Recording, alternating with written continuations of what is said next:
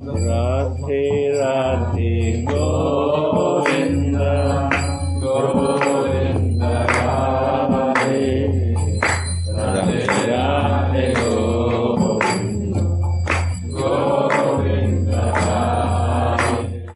We are continuing with our story about Ramadasa Babaji, and as we knew, he was in the beginning called Radhika, and he had very beautiful experiences through his life. And I always remember that story. I mean, this always inspires me that when he was coming to Vrindavana, that Yogamaya herself was with him on a train, and she took him to the temple where actually it's Yogamaya temple also. Yeah. And she showed himself to him, So in a way, he got a blessing of Yogamaya. And we also should pray to Yogamaya to give us the blessing that we can see Vrindavan, real Vrindavan, real Radhakund. And after, in the story, he came in Radhakund, and there he got a vision of spiritual Radhakund and himself as Manjari. So at that time, he knew he had realized his Manjari form, and that always stayed with him. We know that Ramadasa Babaji met Radharaman Charandas Deva after, and he was so much inspired and attracted by him that he was following him everywhere. He always wanted to be with him. So, of course, this could last until Radharaman Charandas Baba went from this world. So our story actually continues from that part. So in 1905, Sri Radharaman Charandas Deva disappeared from the world to join the eternal Leela of Radha Krishna in celestial Vrindavana. At the time of his disappearance, he gave his Karatal to Ramdas. Along with the Karatal, he gave him Shakti, power, and entrusted him with the responsibility of preaching Harinama through Kirtana. So accordingly, he started preaching through Kirtana with Kolkata as the center of preaching. His whole life was devoted to Kirtana. Apart from the Trisandhya Kirtana, meaning 3 times in day Kirtana, which he performed every day, he went from place to place performing Kirtana in Harishabhas and the houses of devotees. On the dates on which Mahaprabhu or his companions performed any Leela in any particular place, he went to that place along with his disciples and the other devotees and performed Kirtana relating to that particular Leela. For example, he performed Ratha Yatra Kirtana in Jagannath Puri on the Ratha Yatra day, Danda Mahotsava Kirtana in Panihati. This is on the day of Mahaprabhu's visit to... this is the day on which Nityananda Prabhu performed this Danda Mahotsava. And Danda Mahotsava, this means when he broke his Danda, Gauranga's Danda, and thrown in the river. And Nagar Kirtan in Vrindavana on the day of Mahaprabhu's visit to Vrindavana. On the day of disappearance of a companion of Mahaprabhu, or an acharya or a devotee, he performed Suchaka Kirtana, or the Kirtana relating to the life of a saint on the anniversary of his disappearance. Thus, Hardly a day passed when he did not perform some special kirtana. Radharaman also passed on to Ramdas his supernatural power of composing songs at the time of kirtana. All the songs composed and sung by him at the time of kirtana and noted down by his disciples are now published in 3 big volumes. So this is interesting to maybe try to find out those songs. Definitely I will search. At the time of kirtana, the sattvika bhavas, or the symptoms of bhava that appeared on his body were also like the sattvika bhavas that appeared on the body of Radharaman Baba. So extraordinary symptoms. Tears streamed out of his eyes so profusely that a man had to sit by his side to wipe them. In horripilation, even the long hairs of his body used to stand erect. So totally like horripilation on body. Tremor used to be so intense that it made the body invisible. Sometimes he had tremor in one half of his body and stupor in the other half. So side was trembling, other side was like paralyzed. Sometimes he was seen springing 1 foot above the ground while performing kirtana in sitting position.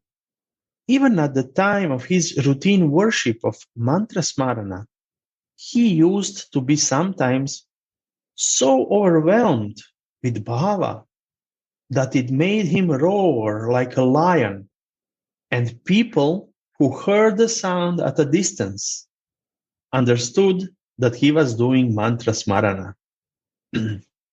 Ramdas Babaji had surrendered himself at the feet of Radharaman Babaji Maharaj so completely that he did not have a separate existence of his own.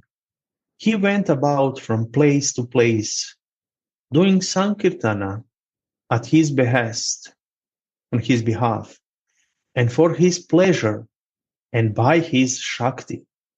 If by chance he had to face any opposition anywhere, he faced it fearlessly by his Shakti. So once he was invited by the people of Vishnupur on the occasion of Namayagya, which they had organized. Vishnupur had been a stronghold of Vaishnavas since the time of Raja Virahamavira of Vishnupur. But at this time, there were a large number of people there who were against Kirtana and did not want that the people of Vishnupur should come under the influence of Ramadasa Babaji. As soon as Ramadasa Baba reached there with his party, the news went around that when his Kirtana procession would reach Lala Bandapa, the locality where the yagya was going on, they would be beaten by opponents. So they had planned to beat them up. Advaita Das Baba, one of the companions of Ramdas Baba, said to him, Dada, have you heard? You will have to face a violent mob when your Kirtana reaches Labandapad tomorrow. Let us not go for Kirtana. Baba said, whose Kirtana? Yours, mine, or Gurudev Radharaman's? On whose behalf have you come here for Kirtana? Pray to Gurudev or to Nitai Chand so that there may not be any disturbance in Kirtana. The next day, in the morning, Ramdas Baba started for Lala Bandapad, performing Kirtana with his party. He first invoked Radharaman and Nitai Chand with the sound of karatals. then started singing in a loud tone. Bhajanita go Radhe Shyam Japa Hare Krishna Hare Ram. The people of Vishnupur announced the beginning of Kirtana by blowing conch shells and ringing bells. Thousands of people began to come to join the Kirtana. As the Kirtana procession proceeded, flowers were thrown on it from either side of the road. The police had come to know about the possibility of violence.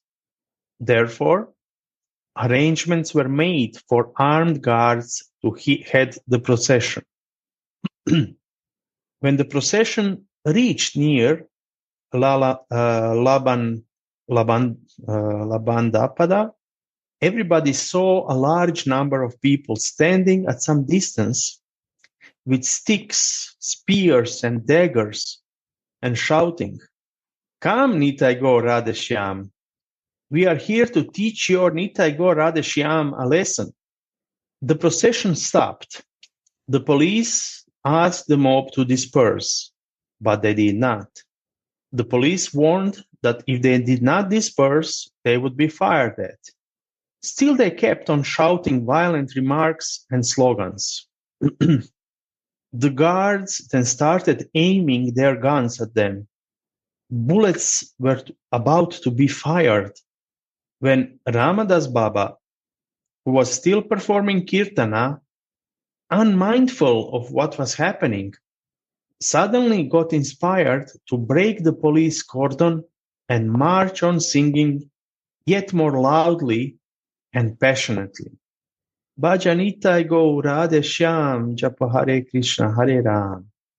Everyone was surprised. The guns could not be fired because Baba came between the violent mob and the guns ready to fire. Baba made obeisance to the people who had come to attack him by lying prostrate on the ground. Then proceeded towards the stage on which the Nama Yagya was going on.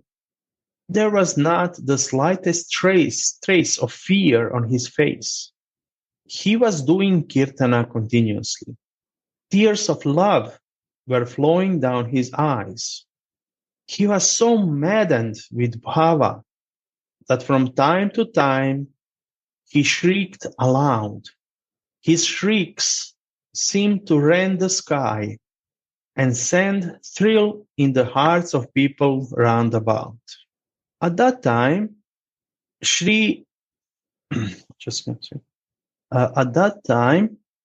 you can hear me? Sorry, just I want to check. Yeah, okay. At that time, Shri Rishi Kaviraj, the chief organizer of Nama Yagya, came forward. Amidst shouts of Haribol and the sounds of conch shells, the people who were inclined towards violence were also filled with bhava. So they joined the Kirtana and began to sing and dance with others.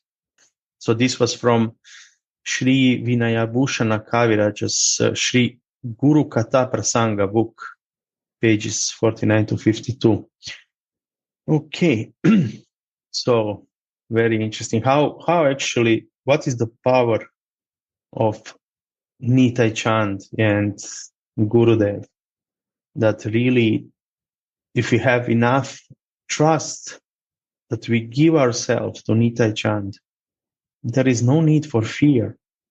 That's the point.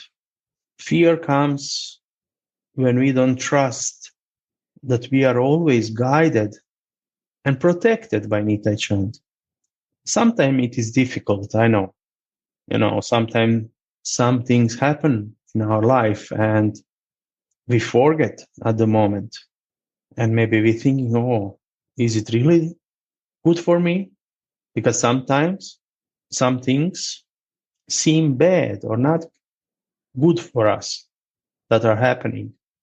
But our belief in our Radhe Shyam and Nitai Chand and Gurudev can help us to understand that we are guided internally and externally, and that all is happening to bring us closer to them.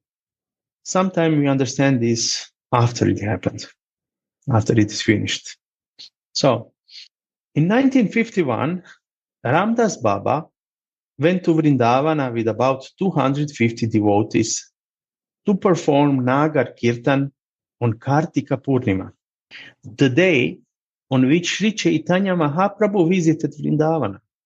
The author of Yel Kapoor, who lived in Agra at that time, also went to Vrindavana, probably him, also went to Vrindavana to join the Nagar Kirtan with Dr. Gokul Narayan Vyas, professor of medicine in the Agra Medical College. Accidentally, Ramdas Baba fell ill. He had high fever, and this doctor, Dr. S.K. Das, the famous physician of Kolkata, who had come with him, advised him not to go for Nagar Kirtan that day. He agreed, but said that he would inaugurate the Nagar Kirtan, or start the Nagar Kirtan, and go only a few steps with the Kirtana party and then return. He remembered Sri Radha Raman and started Kirtana. Tears, tremor, and the other Sattvika Bhavas appeared on his body. He was so overpowered with Bhava that he forgot all about himself. He went on and on, dancing and singing. No one had the courage to stop him. Kirtana started at 5 p.m. from the temple of Mahaprabhu, and going through Gopeshwar Mahadev, Rangaji's temple, Najaki Mandir, Banakhandi, Sevakunj, and Imlitala, it returned to Mahaprabhu's temple at 11 p.m. All along, Baba was singing and dancing and shedding tears. He was 75 years old at that time. The author was 43 and Dr. Vyas about 50. Both Dr. Vyas and the author had to sit down at several places and take rest during the Nagar Kirtana. But Baba continued to sing and dance without any sign of fatigue for 6 hours, swimming in an ocean of bhava, such as we had never experienced before. The life of Ramadasa Babaji Maharaj was a continuous stream of Harinama Kirtana. He had so identified himself with Harinama that all the Shakti of Harinama was his own. He could at will do anything that Harinama could do. He could cure diseases, remove the need, wants, and suffering of people, and even breathe life into the dead. His life is full of such acts of mercy upon people who came in contact with him. This is interesting because we know that life of our Param Guru, Gurudev, and he also was helping people. I mean, many people were coming to him with many wishes, often material wishes, but he would bless them in that way.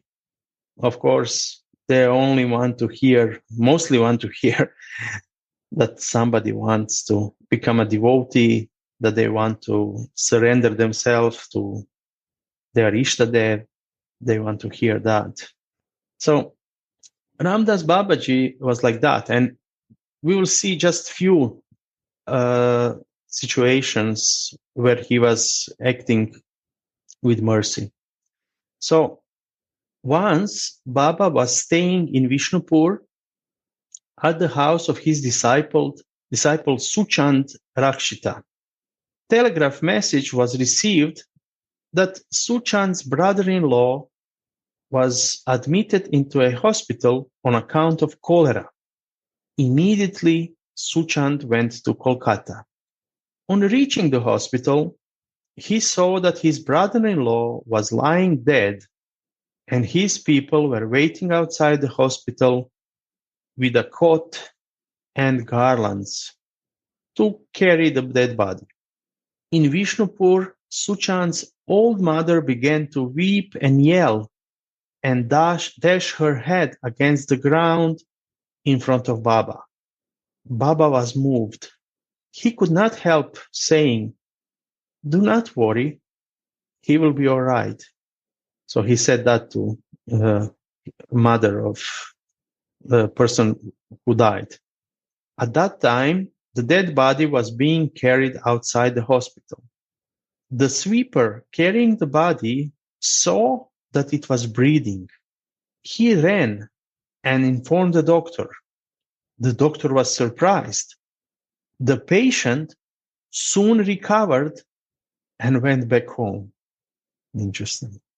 Baba Maharaj's disciple Haripat Kaviraj lived his last on the way. At that time, Ramadasa Babaji was doing his morning puja in Kolkata.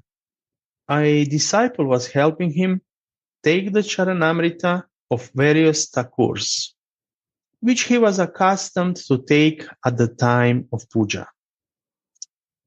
Suddenly, his eyes widened and he sat still with Charanamrita in his hand. The disciple said, "Baba, take it." Baba replied, "Oh, Gauranga is going. I will not let him go before me." Simultaneously, Gauranga Das opened his eyes. Yeah, because in beginning it was mentioned disciple Haripat Kaviraj, so a little bit confusing. Yeah, so this is other. Gauranga Das opened his eyes and his condition began to improve. He lived for 1 more year and passed away only 15 days after Ramdas had left his body. So actually this is other disciple, Gauranga Das, who was dying, but by mercy he lived longer than Ramdas Baba.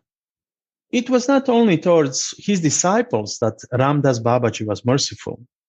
His heart even melted for his enemies and for the most degraded souls. Once Baba was resting in the drawing room of Suchand Rakshit in Vishnupur, after performing kirtana somewhere in the neighborhood. His companions were resting in an adjoining house. At that time, a drunkard, whose name was Kulamani Acharya, and who was inimical towards Vaishnavas, came in the disguise of a Vaishnava sadhu, singing a song caricaturing the Vaishnavas, imitating a Vaishnava sadhus, like making caricature, and dancing, gesticulating, and playing a musical instrument called kanjani, or small drum, and the song said, "I am a vairagi, or renunciate. You know why? My wife died and my son. I came to Vrindavana. Now what a fun in Krishna bhajana. Dainties to eat of all kinds, women to serve at all times.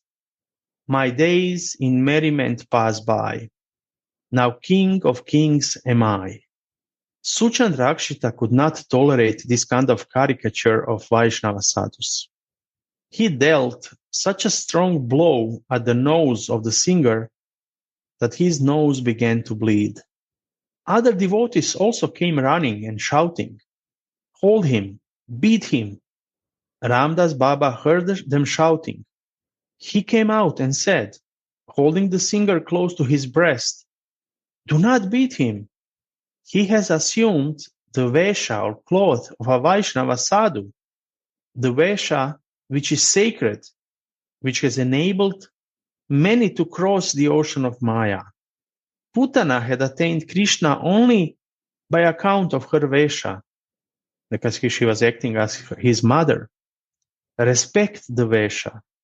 Instead of beating him, glorify him, so that you may be blessed with this Vesha and attain Krishna by doing bhajana according to the Vesha. On hearing this, everyone began to take the dust of the feet of Kulamani Acharya. Kulamani fell at the feet of Baba and said, "Oh Baba, you are no other than Nityananda. Kindly deliver me from the bondage of Maya." He said so and began to weep. Baba also brought tears in his eyes. He consoled him and with his own hands washed his nose. The next day, Kulamani again came to Baba. His head was shaved and he wore tulsi kanti in his neck and tilaka on his forehead. He fell at Baba's feet and wept and prayed for Vesha Ashraya. Baba gave him mantra and asked Baba Gopal Das to give him Vesh. After Vesh, his name was Krishna Kinkaradas. Krishna Kinkaradas went to Vrindavana and began to live in the temple of Sri Vajendra Goswami and do seva and Krishna bhajana. By the grace of Baba, he was not only reformed, but set firmly on the path of bhakti. How this is actually beautiful story. It shows. I remember before, they teach us like, oh, these are devotees, those are karmis, making distinction between people and using some bad names for anyone who was not in the process of bhakti. But we should respect everyone. And many times we talked about this, that it would be beautiful to see in their hearts our Ishtadev. Radha and Krishna are in everybody's hearts.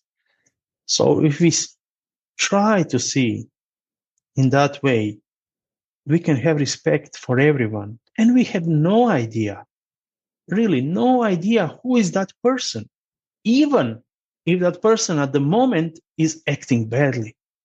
At the moment, his own illusion, but at the moment, he's acting badly. Tomorrow, he can be Vaishnav saint. So we have no idea. That's why we should act with respect towards everyone. Once in Baba's ashrama, the costly hand watch of Sri Dulal Babu of Kolkata was stolen. The watch was found in the suitcase of a man named Nagarvashi. Advaita Das Baba said to Baba Maharaj, "Dada, it is not safe to keep such a thief in the ashrama. Turn him out." But Baba said, "I have been asked by Gurudev to accept, not to reject. I have to live with all kinds of people, whether good or bad." Baba used to say, if we come to know that a man is fallen and turn him out or chase him away because he is fallen, who will keep him? We must keep him with us and reform him. It was for the deliverance of the fallen that Nitai Chand's heart used to weep. So we see how he was thinking. So once a beggar suffering from leprosy of virulent type came to Baba's ashram and asked for food. At that time, everyone in the ashrama had taken his food except Baba. His prasad was kept aside in a plate. He put the plate before the beggar and he ate as much as he could and left the rest. Baba has eaten the remaining prasad without any hesitation or feeling of abhorrence, meaning feeling like bad for this, that he is eating somebody else's remaining food. The inmates of the ashrama shivered to see him eating the remnants of the leper but no one had the courage to say anything to him. This not only provided an instance of Baba's ever-flowing mercy towards even the most fallen of all the jivas, it also provided an instance of having Chinmaya Buddhi towards Bhagavat Prasad, meaning regarding the Prasad as Chinmaya or spiritual, so meaning it cannot be touched by material things. The Shastra says that the Prasad is never defiled because it is Chinmaya or spiritual. A man who thinks otherwise is doomed. Once when Baba was staying in Samajabadi in Navadvip, a drunkard came to him. When he was dead drunk, he fixed his eyes at him and said, "You are Ramadasa Baba. I am Upenadutta." It's really written like this. "I have murdered many people. See how many scars of dagger I have on my back." With this, he turned his back towards Baba. He turns his back towards Baba. Then, coming forward towards Baba, he said, "You Ramdas, correct? I Upenadutta," and fell at Baba's feet. As he did this, the 2 bottles of liquor he was holding under his armpit fell and broke. Liquor was scattered all over. The sadhus and the Goswamis, sitting nearby, receded backwards. But Baba Maharaj did not move. The drunkard began to roll on the ground, smeared with liquor, and cry, "You Ramdas Baba, correct? Will you not deliver me? I Upenadutta." Some of the sadhus began to think of calling the police. Baba kept on silently watching the drunkard and looking at him piteously. Tears were flowing from his eyes and his body was trembling. Suddenly he shouted, "Anitai!" and with both hands made the drunkard stand. The drunkard let his head fall on Baba's chest. Baba began to walk with him. The drunkard went a few steps and fell. Then Baba pressed the point between the 2 eyebrows on his forehead with the fingers of his right hand and uttered some mantra. While he was saying this mantra, the drunkard lay quietly. As he was asleep, after some time he opened his eyes and began to look around like one confused, stupefied. Baba again made him stand and, throwing his arm around him like his brother, began to walk with him. His disciples kept on looking. No one had the courage to say anything. He went out of the ashrama with him and proceeded towards Shrivas Ananga Ghat. Lalita Saki asked a sadhu to accompany him. Babaji Maharaj had not yet taken prasad, so everyone kept waiting for him. But he returned in the evening after the evening arati. The drunkard came with him. He had completely changed. He wore a tilaka on his forehead and a tulsi kanti around his neck. Baba had made him wear one of the kantis he wore himself. He was calm, tranquilized, and subdued, and was walking with head cast down, like one found guilty of committing some serious offense. But he was no more Upenadutta, but Upenda, the god brother of the disciples of Baba. How beautiful that nobody is outside of mercy.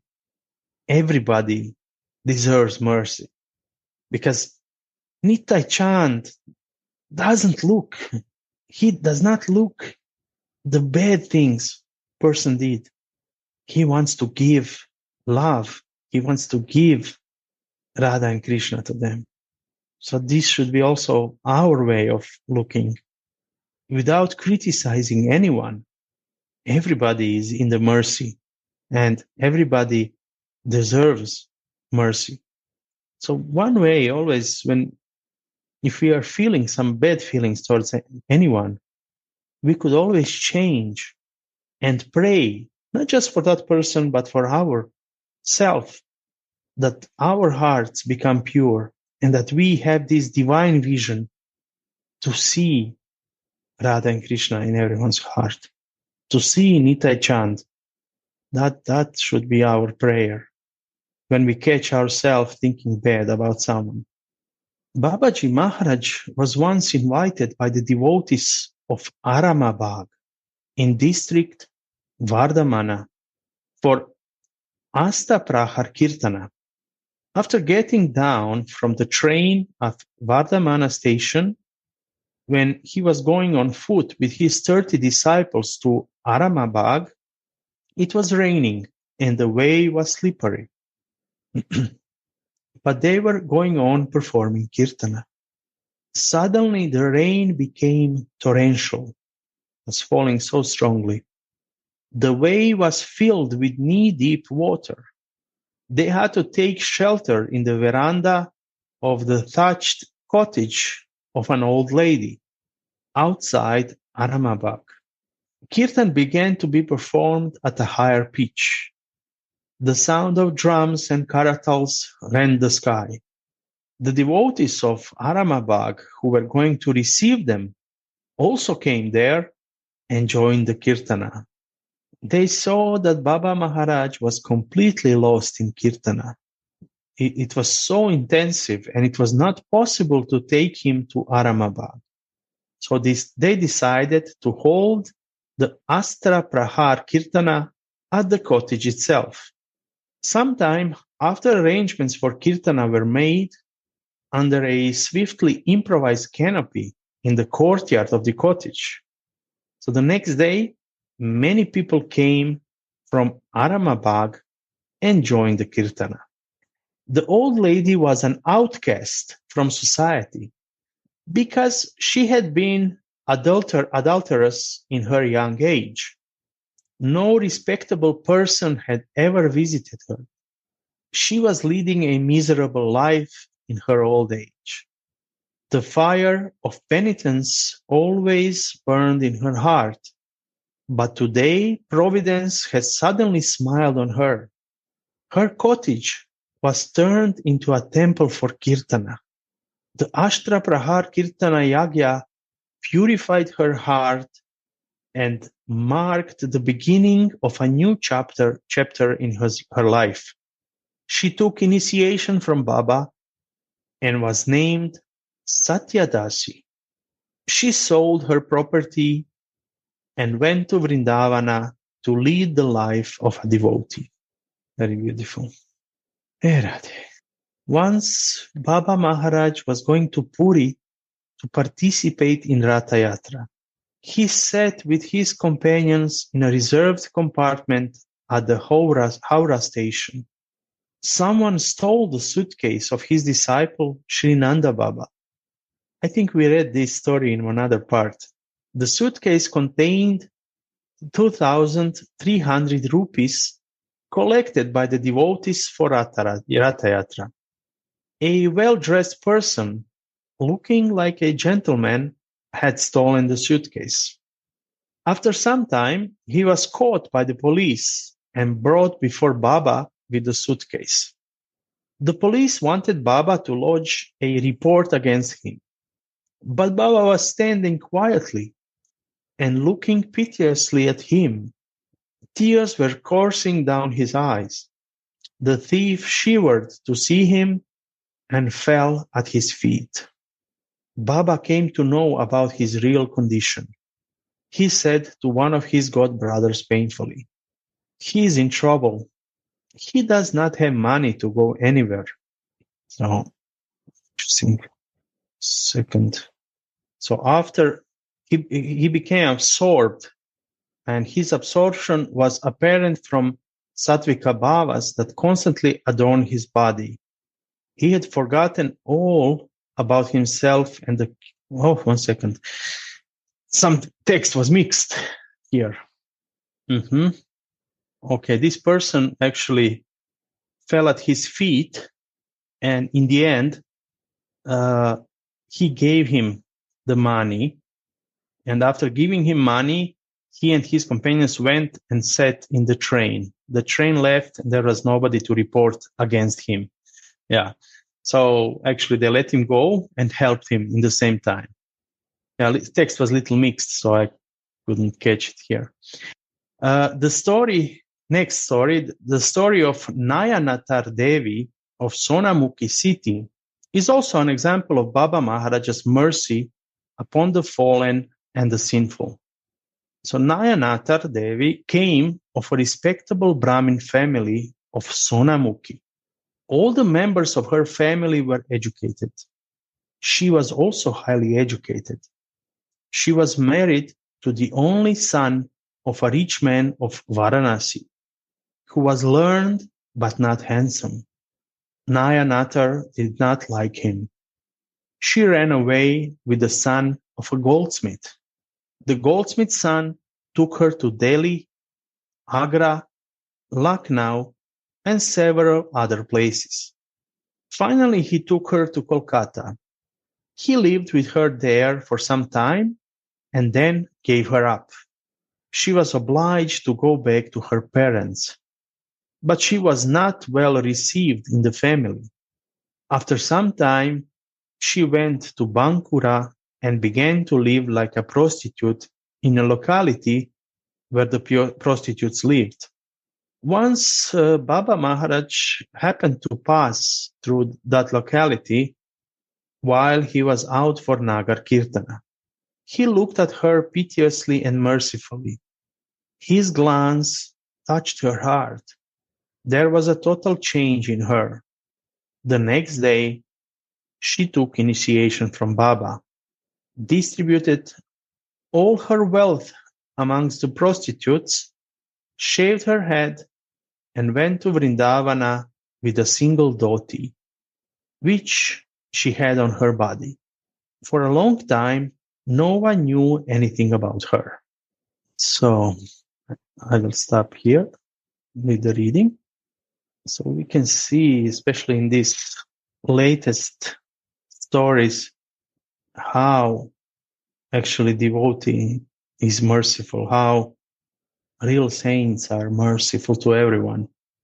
And this is so beautiful, so beautiful. And we can learn from these examples how to act, what vision to have when we see other people. But sometimes, it's natural in a way that in this world, people have ideas about someone else, even without knowing those people. But we should train ourselves to think differently, to think that everybody is in their own way guided by Nitai Chand. I don't believe that Nitai Gaur just came that time and it's finished. No, we know that their teaching, their kripa is still here and still going on. And we can always pray to have that kripa, to dive into that kripa.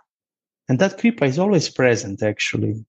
We just need to turn ourselves towards that kripa. Like radio and the radio station, that if we want to catch the correct radio station, we need to attune the radio to receive. That doesn't mean that radio station doesn't exist until we attune ourselves. It's there. Kripa is there.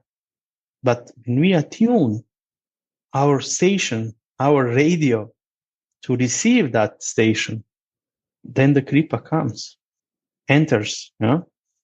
And this attunement starts in our heart, and then mind, intelligence. But first from the heart, by our focus.